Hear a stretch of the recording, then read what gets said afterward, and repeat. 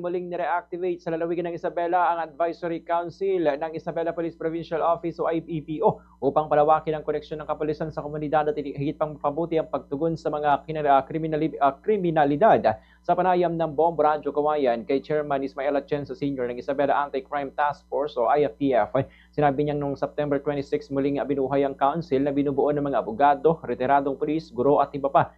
Ayon kay Atienza, ang Advisory Council ang mag-oobliga sa mga pulis na magsumite ng monthly accomplishment report.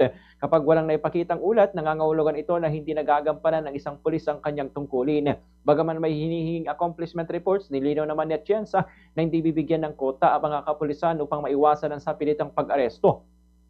Ang tanging layunin lamang ay mahuli ang mga tunay na kriminal. Anya pa, may paintulot mula sa National Police Commission o NAPOLCOM ang pagbubuo ng council at sang-ayon ito sa layunin ng IFTF. Dagdag pa ni Chairman Atienza, ang mga kasong tulad ng nakawan, bomb threat, panggagahasa, bullying at ibang krimen ang nagtutulak sa kanila na muling buhayin ng Advisory Council. Sa kasalukuyan, nagagampanan na ng mga miyembro ng Advisory Council ang kanilang mga tungkulin. Bilang halimbawa, binanggit ni Chairman Atienza ang mga insidente ng bullying. Anya, sakaling may maitalang kaso ng ganitong uri ay mas madali itong mapag-aaralan ng Council, lalo na binubuo ito ng mga eksperto gaya ng mga abogado, guro at retiradong pulis.